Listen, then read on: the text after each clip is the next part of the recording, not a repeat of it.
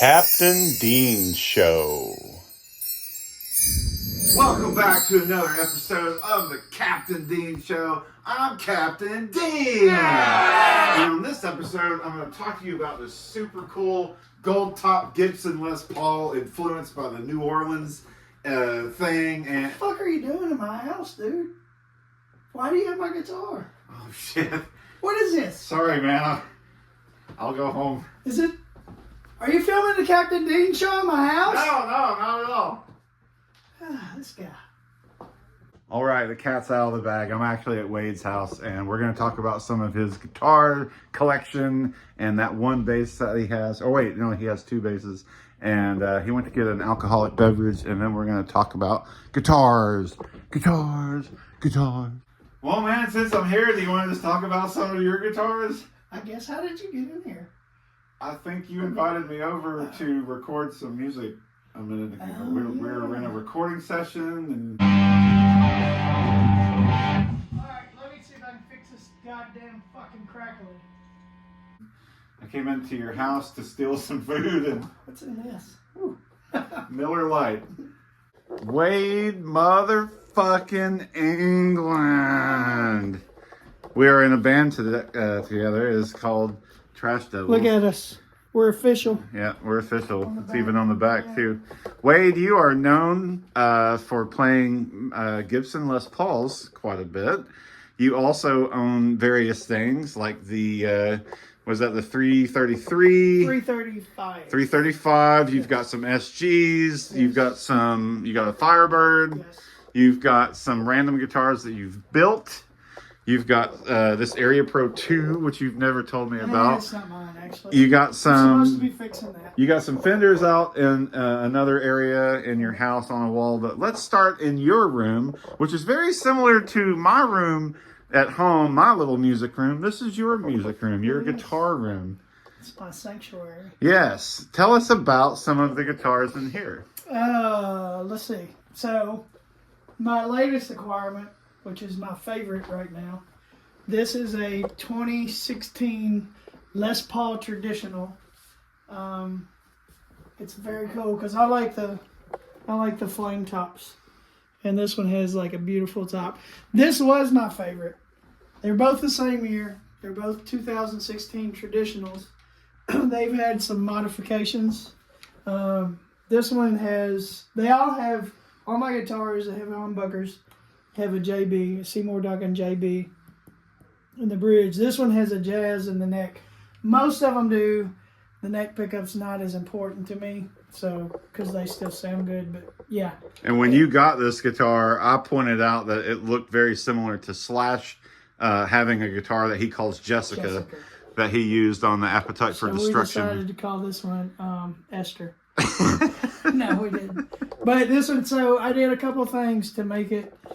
So these kind of look like the old 50s or the R8s, R9s, whatever's the 58s, 59s. Because like I did little shit like I switched the pickup tip to the ones that are on the historic models, put the blank truss rod cover on it. I mean, I'm not fooling anybody that really knows shit about guitars, but to me it looks cool. But both of those are the same year. I thought that was the most beautiful one I'd seen until I saw this one. But they're still cool because they got their own flames. And it helped me solve the dilemma of pick guard or no pick guard. Keep one up with a pick guard, one without. So, yeah. That's my latest one. That one I've had for a long time. Got rid of it, got it back. Won't go anywhere again. This one, I did some cool shit too. Like, I don't know if you can see it in the camera, but like, I took a can of compressed air. Oh, so yeah. you heat the top up real hot, and then you hit it with the compressed air upside down, and it cracks the finish. Which most people would be like, "That's stupid," but it's not your guitar, is it? Hey, man, that's stupid. It's not your guitar, is it? No, it's not. And then I sanded the back of the neck with some real fine grit sandpaper to give it that. I'm going to do that to that one too eventually because it's not going anywhere. And then the cool thing, like this one is also, now this one's a 2012 model. very similar though. Still a traditional, I think. But I forgot to clean it the last time I played it. And so this one I did the whole cracking thing too. But this is what happens when cracking goes wrong. And I'm not talking about sex either. But anyways, I did the whole heat it up, cool it down. And I guess I got it too hot because when I did, it cracked and some of the finish fell off. But it's really cool because it's starting to turn green from my sweat. And I forgot to clean it last time I played it. So like you're starting to be able to see the cracks in it. And that's what you wanted, right? Yeah. Maybe not so extreme, No, but I like after a it. while. I didn't want the finish to fall off of it. But, you know, when life gives you lemons, you pinstripe it. You make pinstripes. Yeah. Now, I've seen the pinstriping on many guitars since I started working with you. The Firebird's got it. That SG's got some. Tell me a little bit about the guy that you go to. So his name is Brandon Shirley, Big B, Madhouse Designs.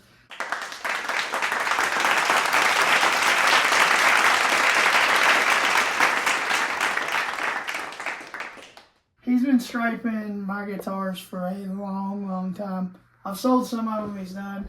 That one's probably the one I've had the longest that he striped. That's a 335.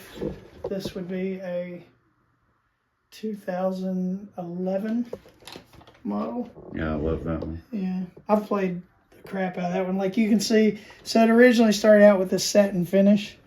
And you can see where my hands have been, how it's turned it into a gloss, like where You've rubbed it off. Yeah, the knob. He rubbed it.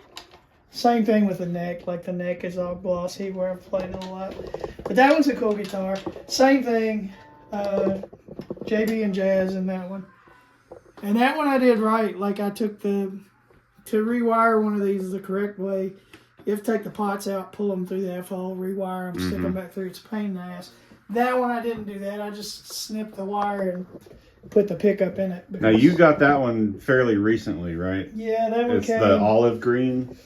I traded 2 SGs for that. Oh, that's right. Which some people would think that's a stupid idea, but this He had is, a white and black SG that was. no, it was a white. Yeah, white. And I black. loved it, and he traded And I it. had the yellow one. But Oh it yeah, the never- TV yellow one. Yeah, Yeah, the one I I bought remember new, that. which was stupid, but you know, you live and learn. You live But on. this one, it's a cool finish. You don't get these very often. The neck's cool shit. It's like a 50s neck. I love the color. I don't think the Yeah. lighting is doing it justice. You can't but really, it doesn't really. When I got it, the thing I didn't like about it, I don't really like the cream pick. Oh yeah, At first I didn't, it's kind of growing on me. it goes with the 'cause- trim though. Yeah, but if I went with black and Yeah. black knobs like this, Even then with the it would kind the of binding would still look good. have that old army tank kind of look.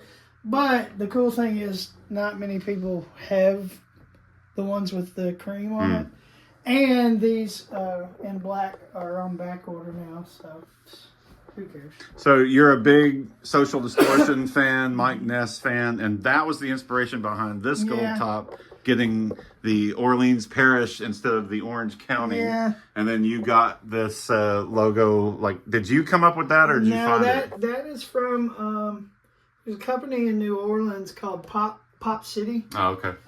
There's a bunch of different, like there's different variations of it, but this is one of their stickers. They have a shirt that says Defend New Orleans with that on it. So this is kind of a popular thing for them. I've had that sticker for a while. And then Mike Ness has the Hot Rod Woodpecker. Yeah, the thing. woodpecker. Yeah. And then his says Orange County, Yep. obviously, because that's where he's from.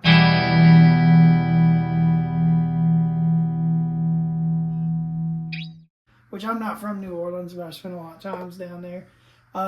But in New Orleans counties, there's no such thing as counties in Louisiana. They're called parishes. Yeah. So Orleans Parish is where New Orleans is.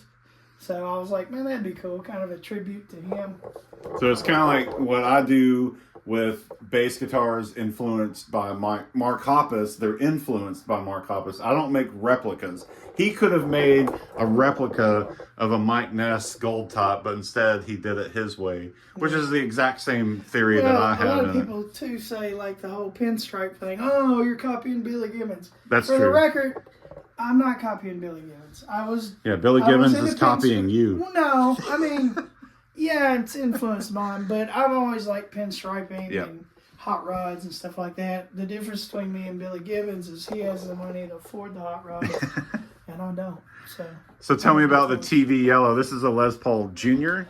Is that right? No, this is a special. A special. Okay. So this one is a 2012 model. This was a COVID find.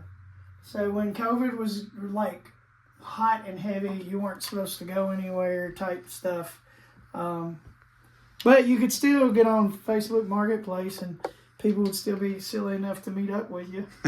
But Wearing a mask, of course. yeah, I found this one. I think this was like maybe right when COVID was about to let up, possibly. But I found this. It was on Marketplace. And anybody from Bowling Green that's familiar with Easy Palm, Yep. like across the tracks. Across the track. They always have good finds, honestly. But anyways, You go there in the daytime, like 10 o'clock in the morning. It's Yeah. a good time to go. so I found this and it was listed for like $1,000, and I'm like, man, that's kind of high, and it's beat all to hell. Yep. Like this is like true like player wear and stuff, Mm-hmm. and it's also the satin finish, which is kind of cool. But anyways, the guy had it, so I texted him and I was like, hey man, 1,000 seems kind of high to me. But realistically, what would you do? And he's like, man, I'd take 800. I was like, still seems high to me. So I said, I'll tell you what, if it doesn't have any brakes and it hasn't been messed with much, if it's in decent shape, I'll give you 700 today for it. And I'll come get it right now. And he said, okay, that sounds good. So I go, and I picked it up. It was dirty as hell. And I tried in my best, try not to be excited voice. I was like, I don't know, man. It's kind of dirty. I think it needs some new batteries and a lot of work. I mean, the string, it's not even in tune. Yeah. I might have to buy new strings for it. I'm going to have to tune it and stuff. A lot of work. So I guess I'll go ahead and take it, though.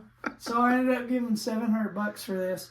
I have changed a couple things. The tuners originally were like these Keystone tuners, which is not... it's not period correct for a Les Paul special, which this model, so this year, 11s and 12s, they made these, and normally the specials didn't have binding. The older ones did, but the newer ones don't. And this is a baked maple fretboard. It's not rosewood like what this is. Looks like it, but it's not. This is the era when Gibson got in trouble because some of their rosewood was sourced illegally. Mm-hmm. So I remember that. So the government took all their rosewood, so they started doing baked maple. And this thing plays like excellent. But me being wanting it to look old, but not wanting to pay old prices, so I put this set of the bean tuners or whatever they call them. Changed that, not to the amber one. This one is probably one that came off one of these. Mm-hmm. And it had a black one originally, but I like the white ones better. And eventually I'm going to put a blank truss rod cover on it. But it's got, this is the P90 ones. These are the SP3B models, which is the same thing that Mike Nash uses. I don't use them because Mike Nash uses them. I use them because they're the closest output to a JB that they make in a P90 form, and they're cool. So yeah, that one I've probably had, besides this one, and besides my Saints guitar, that's probably the one that I've had the longest. Now, why is it you don't ever dive into the world of collecting actual vintage guitars built in the 50s, 60s, even 70s or 80s? It seems like a lot of your stuff is a little bit more modern. Number one, I can't afford it. That's the main cause. That is a great reason. Number two, man, I've played a couple of them. I played Greg's 58 one time. Greg Martin. Yeah, Yep. Greg's 58, Hank the Plank. Not really like he didn't like, hey, come play my guitar. Right. I was just watching them practice one day. And he's like, here, hold this. And went to the bathroom and I noodled on it. And I was like, I mean, it was cool. It's like Joe Bonamassa said in the interview I watched a few weeks ago. He had a true 58, and then he had like a 2021 standard. Both of them, same finish, same everything. He played both of them. You could hear a tad difference. And he was like, is there a difference between these two guitars? Absolutely. He said, is there a $398,000 difference between these guitars? No. So, number one, if I've got, the way I look at it, I like having quality stuff. But, you know, on average, a guitar like this used today goes between, with a top like that, probably $2,000, I want to say, maybe. Mm-hmm.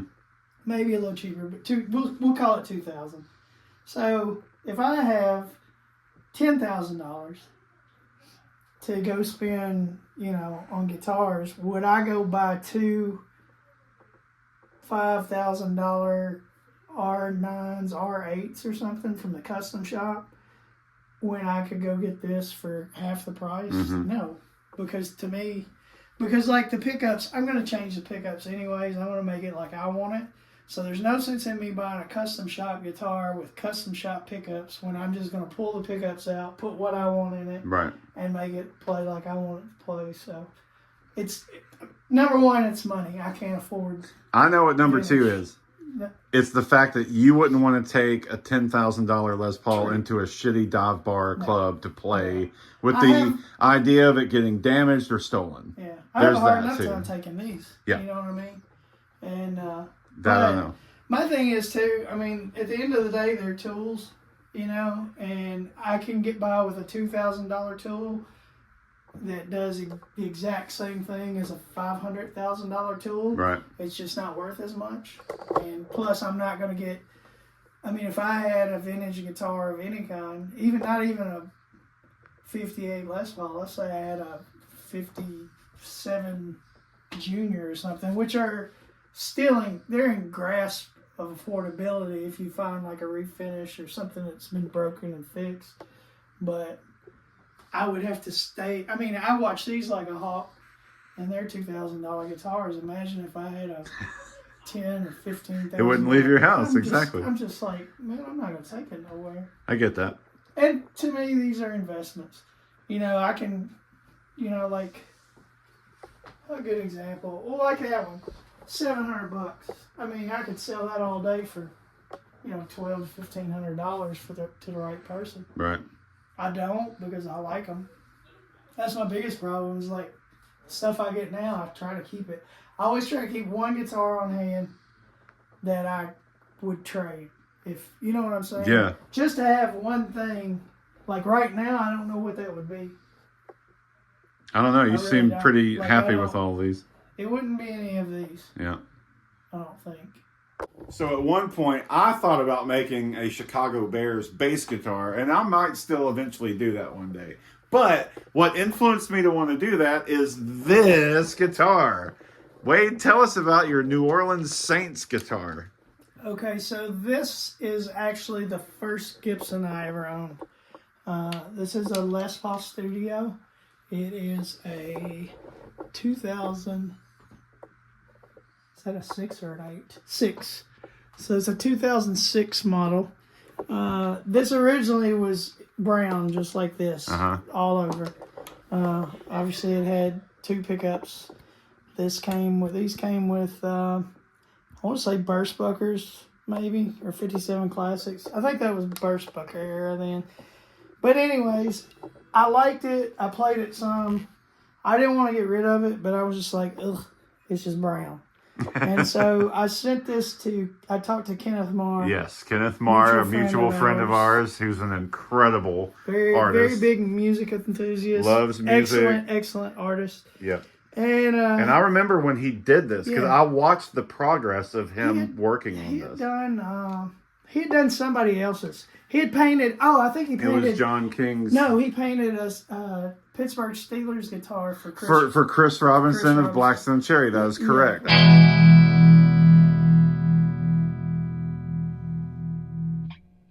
I remember that. And And then he did one for John King as Yeah. well, where he burned the John King logo or whatever. he did it. something I can't remember. Something customized. But anyways, he's I saw really, the really the good. Steelers one of Chris's, and I was like, man, that's cool. So Yep. I texted Kenneth, and I was like, man, you think you could do that? And he's like, yep. So when he originally brought it back to me, I put all the guts back in it normal, and it had, the bridge pickup, neck pickup, toggle switch, all 4 knobs. And I don't know, we went to a Mardi Gras, and I had these Mardi Gras beads laying around, and I got on this kick of like where I was only using bridge pickups. I thought, man, I'll just strip that thing and like make it my own. So I stuck the Bourbon Street thing and Which the is super cool. pickup hole. These little, I glued those on to cover the knobs. It's got a ton of stickers. Most of them, well, not most of them. A lot of them picked up in New Orleans. So the mojo is real. Yeah, and it's cool. I mean, it sounds good. I've had it forever. I don't play it a lot just because it's sentimental. My wife bought this for me. Let's see, 2006. That would have been. Maybe we've been together for 5 years, something like that. But anyways, she bought this for me for Christmas. So it's very much, and it plays good. The neck feels good. Another buddy of mine got me this little custom truss rod cover. And You just can't go wrong with it. It's Yeah, a good, it's a good cool looking guitar. guitar, and it like, sounds especially, good. I mean, this thing, back then, this thing went new for like $7.99, probably $6.99, something like that.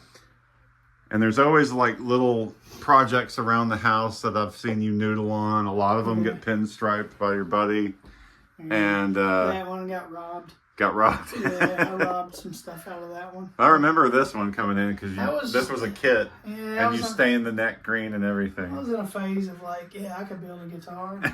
No, I helped with that. I really, yeah. I'd rather, it's better just to do it this way.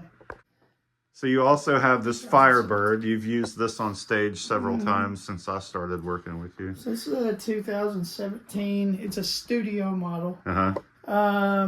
So when I got it, in typical fashion, it was in perfect shape. And I looked at it, and I hate sunburst guitars this color. Like the Fender darker, Strat, kind of tobacco bursty looking, whatever. But I got this thing, and it was like so perfect, and I hated it. I was like, what? Ugh. And so, anyways, I got it. First thing I did, I get on Amazon and I find like one of those sticker packs. Yep. I'm like, I'm gonna put stickers all over it. So I stickered the whole body up, and you can kind of still see, like, I tried to get all the stuff off, but it was hard. But I put it on there, and I was just like, yeah, that's kind of cool. And I played it like that, like maybe a month or so, and then I was like, the sticker thing's not for me. So I took all this.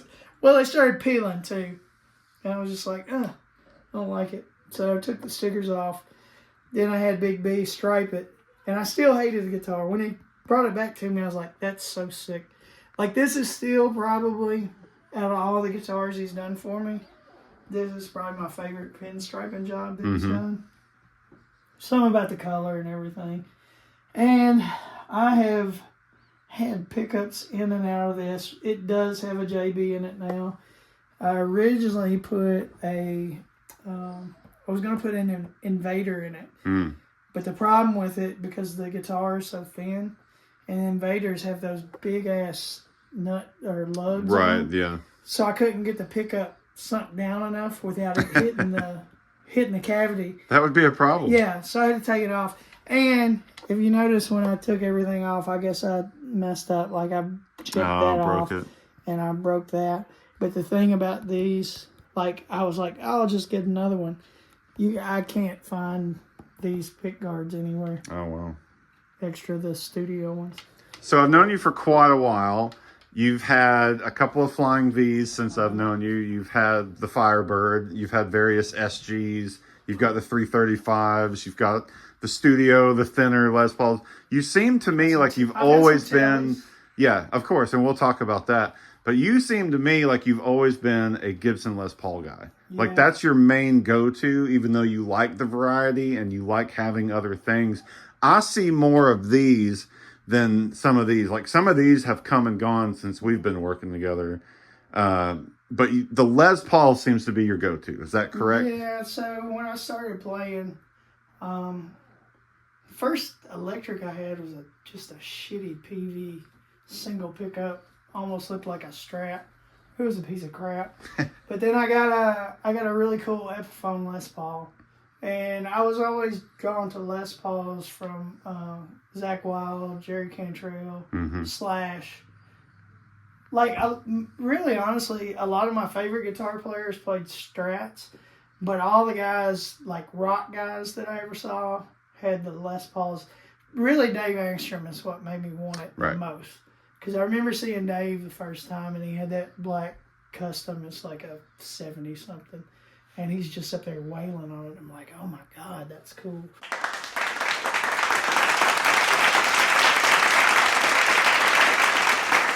And I just got where I was playing them. I like the set necks. To me, they're like, they're woman shaped. They've got curves where they're supposed to be. They're just sexy guitars. Sexy. So I've always, and the thing about a Gibson as opposed to a Fender, the scale of the neck is shorter. Makes it easier to play. And I mean, why do you want to work hard? You know what I mean? Yeah, work smarter, not and harder. I've always wanted to love Fenders, and I do. I love like you do. Tellies. You seem to be a Telecaster guy. I am, because to me a Telly is like Fender's version of a Les Paul. Oh, But like, well, yeah, I've never really thought about that. The shape does get. well, they feel the most like them, and they. I think because the ones I play are strung through the body instead of having the tremolo with the wiggle stick and all that, which wiggle stick. well, they just play different. I want to love a Strat. They have their place, but they do what they do well. But like a Telly is like a Les Paul. It's a tool. It can do a lot of things very well. Right. So, and to me, like a Telly, here's the difference. If I were well, I don't want to say this. I understand why touring musicians use Fender guitars. Not saying anything bad about a Gibson, but you can breathe on that thing wrong and snap the neck or knock it out of tune. A Telly, I could take a Telly and I would have no problem just throwing it across the stage and probably pick it back up. It'll still be in tune. Nothing would break. It's true. It would have some scuffs and whatever on it, but I don't know. This is just home. It feels good. It sounds good. It's like in my mind, that's what I hear. And the SGs and the 335s are close, but they're just not. But they're no cigar. Yeah.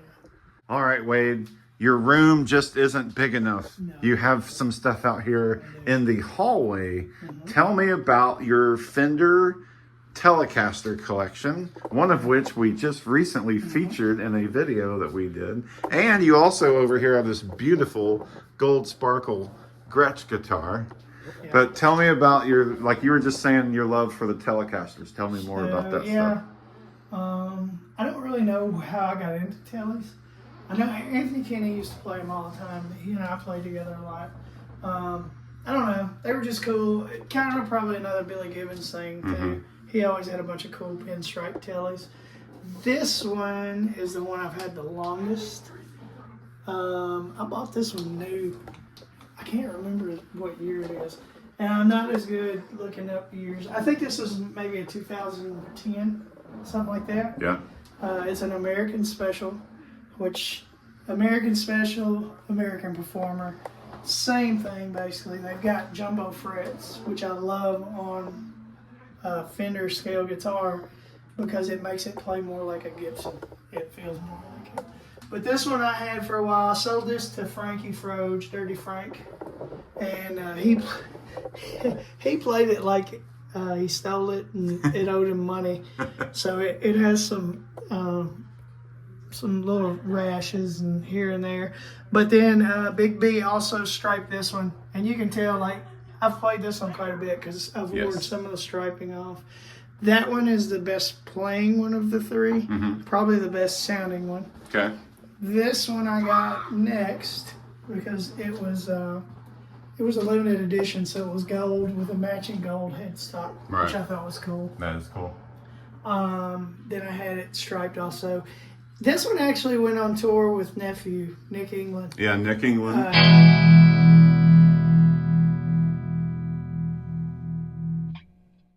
he toured one round with this, so that's why it's got a little bit of wear on it, which I was cool with. And I almost sold it to him. He tried to buy it from me, and I was like, nah, I can't do it. But that one and this one both have Seymour Duncan quarter-pound pickups, which is cool because it still sounds like a Tele, but it's got an output like a humbucker. So it's everything is based off the whole JB Duncan. They got the same output. This one, which I also got this one from Dirty Frank. I traded him a Friedman head for this. When I got this, it was this yellow color, right? Which everybody's seen the episode. Yeah, if you see the episode and on again, us doing this, it was so pretty and perfect, and I hated it. And we couldn't stand it. So we just commenced to fuck it all the way up. Are you still happy with it? Yes, I love it. This one is cool though because this one has a Billy Gibbons Seymour Duncan Red Devil pickup. And that one, it's a humbucker, but it still has a Tele vibe to it. But yeah, this one's super cool. Yeah. I've actually played this a couple shows lately. I usually don't. Yeah, but that was only like a couple months ago. We actually did the project. I don't take the Teles out as much. No, but when you do, it seems like I see these two. Well, I see that one sometimes. Yeah. I've seen this one on occasion, but it seems like the Teles are usually your backup, and then you use like a Les Paul or an SG for the. I like them for recording.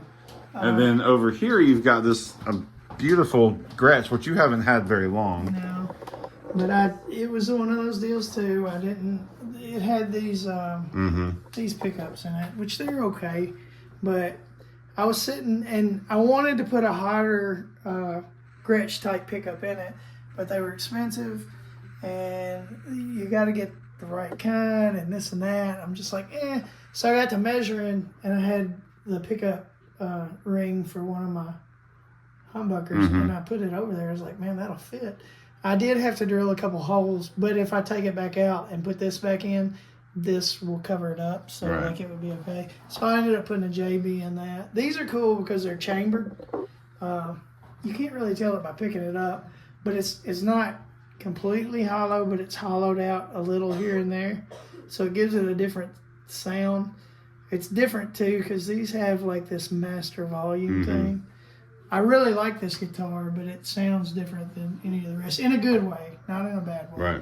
So I play this one occasionally, and I wanted something with a Bigsby, but the thing that sold me on it was the bass boat finish. That's cool, but like the Bigsby's just on there. I never use it. It looks cool though. It's a wiggle stick. Yeah, it's a wiggle stick, all right. All right, you have a couple of bass guitars. This one I've used multiple times and recorded with several occasions. This is a Fender P bass that you think might be technically like pieced together. It's not a Fender. Well, it's not a Fontana, right? The body might be a Fender. Right. It might be from what. So I got this from Dean Smith. Dean Smith, also in a band with Dave Engstrom. Yes. We both grew up in the Superfuzz royalty, 90s. Superfuzz Tail was Dragger, yeah. Greg Martin group, all that stuff. The other Dean.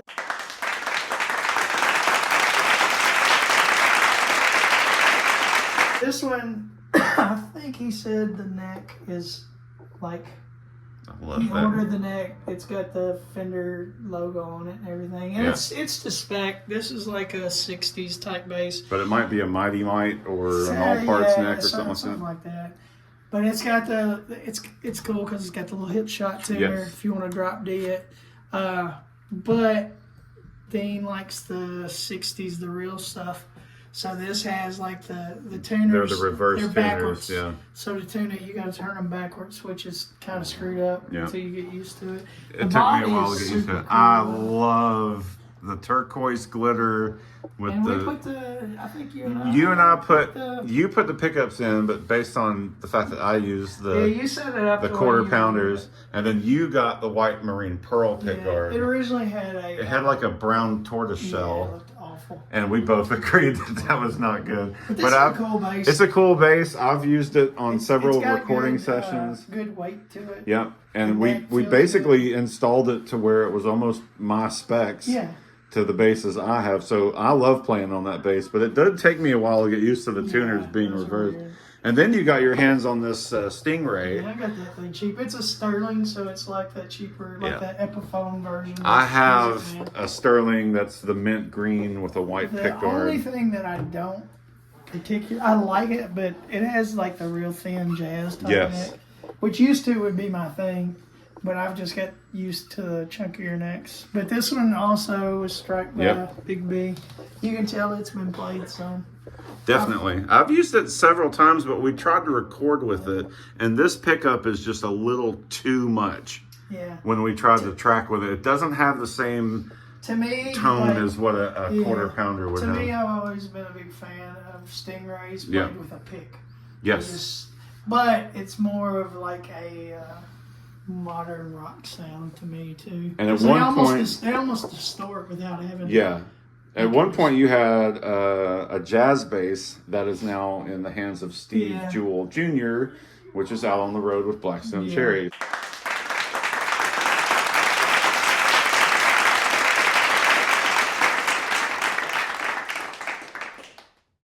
So you've had some cool basses. You played bass for a while in a band called Sixth Floor. Those two are basically here because they're studio tools. Yeah. I just need to have a but plus you never know when you get like offered hey, you want to come play bass for us tonight for $100? That never happens. But if it did, that would be cool. That would be cool. So at least I've got a bass. There you go. But yeah. Well, there you go, everybody. A special episode of the Captain Dean Show, all about the electric pirate, Wade England. Yeah, since he showed up at my house. Yeah. Thanks for the food and the recording studio experience and the friendship and the love and the brotherhood and all the weird handshakes that we're inventing as we speak. Yeah. Tune in next time for another exciting episode. Okay, you gotta go now, though. I gotta go to bed. Okay. Thanks. Oh man, that was crazy. Whew.